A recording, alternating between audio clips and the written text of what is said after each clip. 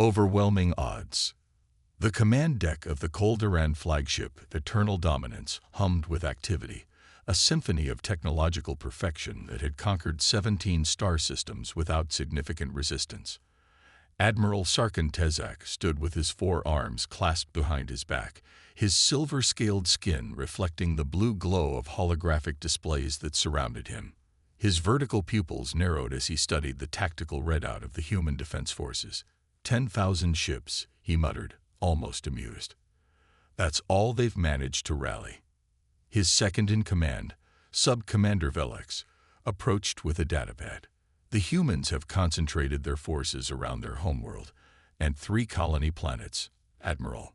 Their technology is primitive. Fusion drives, limited shielding, and projectile-based weaponry mostly. Tezak nodded, his crest of sensory spines rippling with satisfaction. The Calderon Empire's conquest fleet numbered over 1 million vessels, each equipped with quantum drive systems, phase-shifting shields, and plasma weaponry that could melt through planetary crusts. This Earth and its colonies would be a simple formality, another stepping stone in the Empire's relentless expansion. Send the first wave, Tezak ordered, his voice calm and measured. 100,000 vessels should be sufficient. I want their orbital defenses neutralized by the end of the cycle. It will be done, Admiral. Velix bowed and relayed the orders. The massive Calderon battleships surged forward, their sleek, crystalline forms glistening against the void, dwarfing the comparatively tiny human vessels. Tezak watched the tactical display with detached interest as the human fleet formed a defensive perimeter around Earth. Their formations were crude but organized, suggesting at least some military discipline. "They're broadcasting, Admiral," the communications officer announced. "System-wide, all frequencies. Let's hear what they have to say before we obliterate them," Tezak said, settling into his command chair. The main screen flickered, revealing a human female with dark skin and close-cropped hair. She wore a simple blue uniform adorned with minimal insignia. Her eyes, however, burned with an intensity that momentarily gave Tezak pause. "This is Commander Maya Rise of the United Earth Defense Force," she began, her voice steady. "You are entering sovereign human space with a hostile force. We have no quarrel with the Calderon Empire, but we will defend our worlds to the last ship, to the last person." Tezak leaned forward, intrigued by the lack of fear in her voice. "Commander Rise, I am Admiral Sarkhan Tezak of the Calderon Empire. Your resistance is noted but ultimately futile. Surrender now, and your people will be permitted to live as subjects of the Empire." The human's expression didn't change. "We've studied your conquests, Admiral. We know what Calderon subjugation means. We prefer freedom, even if we must bleed for it." Tezak's upper lip curled in what his species considered a smile. "Then bleed you shall." The transmission cut off, and Tezak gave the order to commence the attack. The forward Calderon vessels opened fire, plasma streaks illuminating the blackness of space as they streaked toward the human fleet. But then something unexpected happened. The human ships scattered in what initially appeared to be chaos, but quickly revealed itself as an organized dispersion. Their vessels were breaking formation, but not in retreat. They were executing some kind of tactical maneuver. "What are they doing?" Velix questioned, her spines flaring in confusion. Before anyone could answer, the tactical display erupted in warning signals. The human ships were launching thousands of small objects, not missiles, but some kind of autonomous drones barely larger than escape pods. "Scan those objects," Tezak ordered, feeling the first twinges of concern. "They appear to be primitive," the sensor officer reported. "Minimal shielding, basic propulsion, and—" The officer paused, checking his readings again. "They're carrying significant electromagnetic pulse generators." Tezak's eyes widened just as the first wave of drones detonated in the midst of his frontline destroyers. The EMP blasts weren't powerful enough to disable a Calderon vessel completely, but they created momentary shield fluctuations and system disruptions. And in those brief moments of vulnerability, the human ship struck with concentrated missile barrages. The missiles themselves weren't particularly advanced, but their timing was impeccable, hitting precisely when and where the Koldaran shields were weakest. "They're coordinating their attacks," Tezak observed, his tone shifting from dismissive to cautious. "Redirect power to forward shields and launch interceptors." But the humans had anticipated this response. As soon as the Koldaran interceptors deployed, they found themselves engaged by human fighters that seemed to emerge from nowhere. They had been hiding in the electromagnetic shadow of Earth's moon, waiting. The battle quickly devolved from a straightforward conquest into something more complex and chaotic. The humans were fighting in ways that defied conventional Koldaran military doctrine. They used their own destroyed ships as cover, hiding behind debris fields that confounded Koldaran targeting systems. They employed decoys and electronic warfare to create false signatures, making it difficult to distinguish between real targets and phantoms. "This is irregular," Velix admitted, her usual confidence shaken. "Their tactics are unorthodox." Tezak watched as a squadron of human fighters executed a maneuver that should have been suicidal, flying directly between two Koldaran cruisers, causing them to hold fire momentarily to avoid hitting each other. In that split second, the humans deployed something into the space between the ships. "What did they just?" Tezak began, but his question was answered when the space between the cruisers erupted in a chain reaction of explosions, not attacking the ships directly, but creating a shockwave that disrupted their navigational systems, sending them drifting into each other. 6 hours into what should have been a simple operation, the Koldaran fleet had lost over 5,000 vessels. Not a significant percentage of their total force, but an unthinkable casualty rate against such a technologically inferior opponent. "Admiral." Velix approached again, her posture rigid with suppressed alarm. "The humans have broken through our forward lines. They've targeted our command and control relays." Tezak's spines flattened against his skull, a sign of intense focus among his species. "How?" "Those frequencies are encrypted with quantum algorithms. They're not decrypting them," the communications officer explained. "They're flooding them with junk data, simple but effective. Our ships can't distinguish real orders from the noise." For the first time in his long military career, Admiral Tezak felt something akin to genuine concern. These humans weren't fighting like a civilized species with centuries of established military doctrine. They were fighting like cornered animals, unpredictable, innovative, and utterly committed to survival regardless of the cost. "Pull back the forward elements," Tezak ordered. "Regroup and establish a new command network." "Admiral," Velix protested, retreating before these primitives. "The High Command will." "This is not a retreat," Tezak snapped. "It's a tactical withdrawal to reassess. These humans are using their inferior position to advantage. We need to understand their methods before we commit further forces." As the Koldaran ships began to pull back, forming new defensive positions, Tezak received another transmission request from the human commander. Curious despite his growing frustration, he accepted it. Commander Reyes appeared again, her uniform now stained with what appeared to be blood, likely not her own.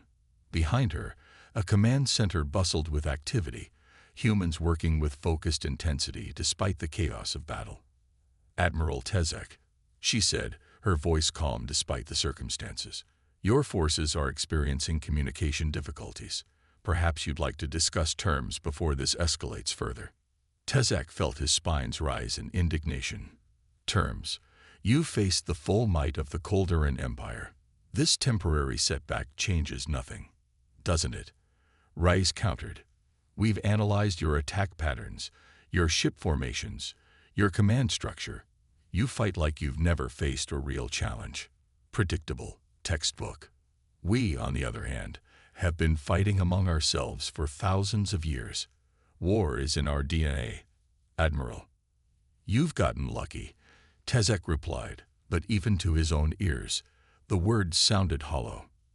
Reyes leaned closer to the camera. "No, We've gotten desperate. There's a difference. When your back is against the wall, you discover what you're truly capable of. You've conquered 17 systems because they fought like you, with rules, with honor, with predictability. We don't have that luxury. The transmission cut off abruptly, and Tezak was left staring at a tactical display that made less and less sense. The human fleet was dispersing again, but this time they were moving toward the Koldaran forces in small, seemingly random groups. "What are they planning now?" he murmured. The answer came moments later when sensors detected massive energy spikes from multiple human vessels. They weren't weapons charging. The signatures were consistent with overloading reactors. Evasive maneuvers. Tezak shouted, but the warning came too late for many of his ships. The humans were deliberately detonating their own vessels near Koldaran formations, creating electromagnetic storms that played havoc with sensitive Koldaran systems. Not elegant, not advanced, but brutally effective. By the time the first day of battle ended, the unthinkable had occurred. The initial Koldaran assault force, 1/10 of their total fleet, but still outnumbering the humans 10-1, had been fought to a standstill. 20,000 Koldaran ships destroyed or disabled, with the remainder pulled back to defensive positions. In the quiet of his private chamber, Admiral Tezak reviewed the battle footage again and again, trying to understand what had happened. The humans fought with a ferocity and creativity he had never encountered. They used their inferior technology in ways the Koldarans had never anticipated, turning weaknesses into strengths. A message from High Command waited for his response, demanding an explanation for the delay in conquering the human worlds.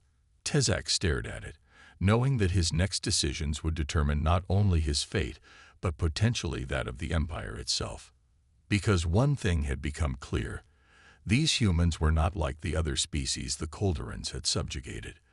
They didn't fight to preserve honor or to follow doctrine. They'd fought to win, by any means necessary.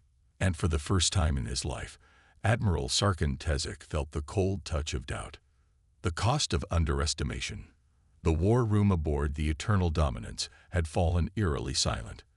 Where once confident Koldaran officers had planned conquests with mathematical precision, now they stood in subdued clusters, their silver scales dulled with fatigue, their movements hesitant.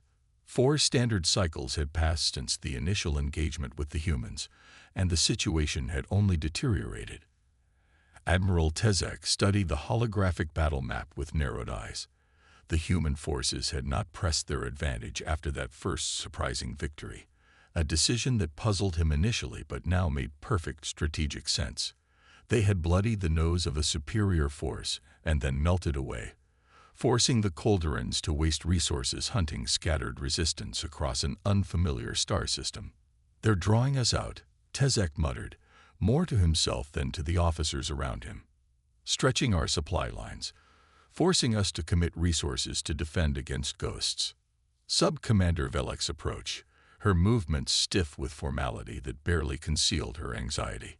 "High Command has responded to your request, Admiral." Tezak took the secure datapad, his expression darkening as he read the message. The Empire was committing an additional 500,000 ships to the Earth campaign, half of their remaining strategic reserve. "They still don't understand what we're facing," he said quietly. "Sir?" Velek questioned. Tezak gestured to the display. "Look at this engagement pattern.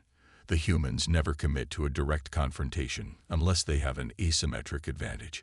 They're fighting a distributed war. No central command structure for us to target.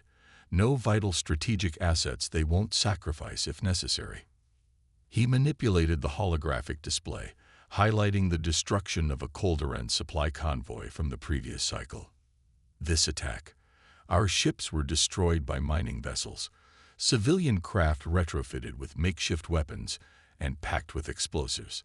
The pilots knew they wouldn't survive." Velek's spines flattened in confusion. "Such tactics defy rational analysis, Admiral. No species would sacrifice their civilian infrastructure and population so readily." "That's exactly what we fail to understand," Tezak replied. Our entire strategic doctrine is based on the assumption that all intelligent species value self-preservation above all else. The humans have demonstrated they're willing to sacrifice themselves in numbers that would break the morale of any Calderon force. The tactical officer interrupted, his voice tight with urgency. Admiral, we're detecting unusual activity in the asteroid belt. The human mining stations appear to be moving. Tezak turned sharply. Explain. The stations themselves, sir, they've engaged thrusters. They're changing orbit. A cold realization washed over Tezak. It's not just their ships. They're weaponizing the entire system against us. Within hours, his suspicion was confirmed. The humans had converted their mining stations, massive industrial platforms, normally used to process asteroid minerals, into kinetic weapons. They were deliberately altering the trajectories of these stations, along with hundreds of asteroids, creating an unpredictable hazard field throughout the system that Calderon vessels now had to navigate. And hidden among these drifting hazards were human strike teams, emerging without warning to attack vulnerable targets before disappearing back into the chaotic debris fields. We've lost another communication hub, the tactical officer reported, and 3 supply convoys in the outer system report being under attack by unidentified vessels. Tezak's frustration mounted. How are they coordinating these attacks without us detecting their communications? The answer came from an unexpected source, a junior science officer who had been analyzing captured human technology. They're using modulated neutrino bursts. Admiral, our sensors weren't calibrated to detect them because the technology is so primitive. We assumed any advanced civilization would use quantum entanglement for secure communications, as we do. But primitive doesn't mean ineffective, Tezak concluded, a grudging respect forming. And it means we've been blind to their command and control structure this entire time. The arrival of the reinforcement fleet should have turned the tide. 500,000 fresh Calderon vessels, the pride of the Empire, emerging from fold space in perfect formation around the human homeworld, a display of force meant to break the will of the defenders once and for all. Instead, the humans were waiting for them. The moment the Calderon reinforcements arrived, hundreds of orbital platforms around Earth that had appeared dormant suddenly activated, revealing themselves as massive electromagnetic pulse generators. The pulse wasn't powerful enough to disable the Calderon ships completely, but it disrupted their post-jump recalibration sequence, a vulnerability the humans couldn't have known about unless they had been studying Calderon technology very carefully.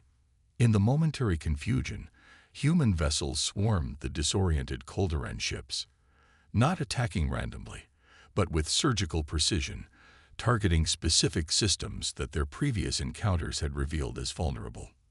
They're learning, Tezak realized aloud, watching as the elegant formation of his reinforcement fleet dissolved into chaos. Every engagement, every fallen ship, they are studying us, adapting to our weaknesses faster than we can identify theirs. The battle raged for days. The sheer numerical and technological superiority of the Calderon forces should have guaranteed victory, but the humans fought with a desperation and ingenuity that defied conventional military logic. They converted orbital habitats into massive bombs. They sacrificed entire squadrons to protect key strategic assets. They employed electronic warfare techniques that seemed primitive but were devastatingly effective against systems designed to counter much more sophisticated attacks. 7 cycles into the renewed campaign, with over 200,000 Calderon ships destroyed or disabled, Admiral Tezak received a direct communication from the Supreme Overseer himself, the absolute ruler of the Calderon Empire. "Explain yourself, Admiral," the Overseer demanded, his ancient, scaled face filling the secure view screen. "How have these primitives managed to resist the might of our empire?" Tezak chose his words carefully. "Supreme Overseer, the humans employ unconventional tactics that exploit unexpected vulnerabilities in our systems. They do not fight according to any predictable doctrine. Are you suggesting our military, the force that has subjugated 17 star systems, is inferior to these mammals?" The overseer's voice dripped with contempt. Not inferior, supreme one, but perhaps overspecialized. We have spent centuries refining our technology and tactics against opponents who think as we do. The humans think differently. They fight not for glory or conquest, but for survival. The overseer's eyes narrowed. You sound as though you admire them. I understand them, Tezek corrected. And understanding an enemy is essential to defeating them. Then defeat them, Admiral.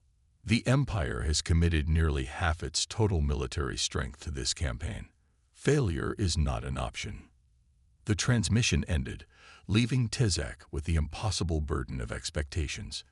He turned back to the tactical display, where reports of fresh human attacks blinked with alarming frequency. Admiral, Velix approached again, her voice unusually hesitant. There's something you should see. She transferred a data file to the main display, captured footage from a disabled Koldaran cruiser before its systems failed. It showed human boarding parties fighting through the ship's corridors. But what caught Tezek's attention wasn't their tactics, but their faces. They weren't professional soldiers with cold, disciplined expressions. They were ordinary people, technicians, engineers, civilians pressed into service.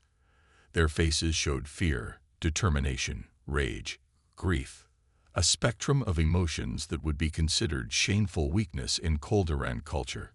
Yet these emotions seemed to drive them forward, making them fight with a ferocity that overwhelmed the trained Koldaran defenders. They're not just fighting for strategic objectives. Tezek realized. Each one of them is fighting for something personal. Before he could reflect further, the communications officer interrupted. Admiral, we're receiving a transmission from the human command. It's Commander Reyes again. Tezek nodded. Put her through. The human commander appeared on screen, looking more worn than before. A fresh scar crossed her forehead, and her uniform was different, less formal, more functional. Behind her was not a military command center, but what appeared to be the interior of a small vessel. Admiral Tezek, she began without preamble. Your reinforcements are impressive, but they haven't changed the fundamental equation. This war can only end one way. Tezek straightened, with the inevitable victory of superior force. Reyes shook her head slowly. No, with you realizing that superior force isn't enough. Not against an enemy who has nothing left to lose. Your losses must be reaching unsustainable levels. Tezek countered. You cannot hope to replace ships and personnel at the rate we're destroying them. That's where you're wrong, Reyes replied. Every ship we lose, every person who dies, they don't weaken our resolve. They strengthen it. Each loss becomes a reason for 10 more to take up arms. She leaned closer to the camera. But I'm not contacting you to exchange philosophical perspectives on warfare. I'm offering you a chance to witness something. The transmission split to show a secondary feed, live footage from what appeared to be the surface of Mars, one of Earth's colony worlds. A massive Koldaran ground assault was underway, with thousands of troops and heavy machinery moving across the red terrain toward one of the main human settlements. You committed your ground forces 12 hours ago, Reyes narrated. Impressive display of power, but watch what happens next. On the screen, the Martian surface suddenly erupted. Not in a few places, but everywhere. The regolith itself seemed to come alive, revealing thousands of hidden bunkers, traps, and weapons emplacements that had been completely invisible to Koldaran sensors. The disciplined Koldaran assault formation disintegrated as fire came from all directions, not just from professional soldiers, but from colonists fighting with a mix of military hardware and improvised weapons. You see, Admiral, Reyes continued as Tezek watched the massacre in stunned silence. When you threatened our existence, you didn't just awaken our military. You awakened our entire species. There are no non-combatants in this war. Everyone fights. The footage shifted again, showing multiple feeds from across the solar system. Ordinary humans transforming civilian infrastructure into weapons of war, retrofitting commercial vessels with military hardware, converting industrial facilities to produce munitions. "This isn't just a military campaign for us," Rice said, her voice taking on a passionate intensity. "This is the survival of our species. There is no one among us who will not fight, who will not sacrifice everything if necessary." Tezak felt something he had never experienced before, a cold certainty that this war could not be won, not in any meaningful sense.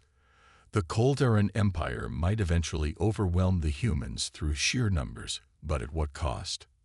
How many millions of Calderan lives would be sacrificed to subdue a species that refused to accept defeat? "What are you proposing, Commander?" he asked finally. "Withdrawal," Rise answered simply. "Leave our system. Return to your empire. Tell them Earth is not a viable target for conquest." Tezak's spines rippled with indignation. "The empire does not retreat. Then the empire will bleed," Rise replied, not as a threat, but as a simple statement of fact. "We've studied your previous conquests, Admiral. The species you've subjugated. They fought with honor, with rules. They surrendered when defeat was inevitable." Her expression hardened. "We won't. There is no point at which humans will collectively decide that resistance is futile. We will fight you in space. We will fight you on our worlds. We will fight you down to the last child throwing rocks at your soldiers. And each Calderan that falls will make us stronger, more determined, more innovative in our methods of killing you." The transmission ended, leaving Tezak in a silence heavy with implication. Around him, his officers awaited orders, but for once, he had none to give. 3 cycles later, after the devastating loss of the main Calderan supply depot and nearly 50,000 more ships, Tezak made the most difficult decision of his life. Against direct orders from High Command, he ordered a strategic withdrawal from human space. The official transmission to the Calderan homeworld cited tactical considerations requiring repositioning of forces, but the reality was simpler. They were retreating. The most powerful military force in known space was falling back before an enemy that refused to be conquered. As the remains of the once mighty Armada limped away from Earth, Tezak received one final communication from Commander Reyes. "You made the right choice, Admiral," she said, and there was no gloating in her voice, only weariness. "We would have fought until there was nothing left of either of us." "I believe you would have," Tezak acknowledged. "But understand this, the Empire will not forget this defeat. They may return, with greater numbers, with weapons designed specifically to counter your tactics." Reyes nodded solemnly. "And we'll be ready. This experience has changed us. Admiral, we were divided before you came. Nations, factions, colonies at odds with each other. Now we're united by a common purpose. You've made us stronger." Tezak considered this, a curious perspective, to thank one's enemy. "Not thanking," Rice corrected, "just acknowledging reality. Your empire taught us what we're truly capable of when everything is at stake." As the transmission ended, Tezak turned to the view screen showing Earth receding in the distance, a blue marble hanging in the void, looking deceptively peaceful. "Your report to High Command." Vilix asked quietly from behind him. Tezak was silent for a long moment before answering. "I will tell them the truth, that we encountered a species unlike any we have faced before. Not more advanced, not more numerous, but fundamentally different in their approach to warfare and survival." "They will not be pleased," Velix warned. "No," Tezak agreed, "but they must understand what we have learned if the Empire is to survive. Because there will be other species like the humans out there, species for whom defeat is not an option, who will burn themselves to cinders before accepting subjugation." He turned away from the view screen, his decision made. The Empire has always valued strength above all. Perhaps it is time we recognize that strength takes many forms. And sometimes, the greatest strength lies not in numbers or technology, but in the will to endure. As the Calderan fleet entered fold space, leaving the Sol system behind, Admiral Sarkin Tezek knew his career was likely over. The Empire did not tolerate failure, and by any conventional measure, this campaign had been a catastrophic one. But he also knew something else, something that would haunt him for the remainder of his days. The Calderan Empire had encountered a force it could not easily overcome, a species that did not fight by the established rules of warfare. And that realization would forever change how the Empire viewed the stars and the civilizations that dwelled among them. Because out there in the black between stars, there were humans. And humans, as they had learned at terrible cost, did not know how to lose.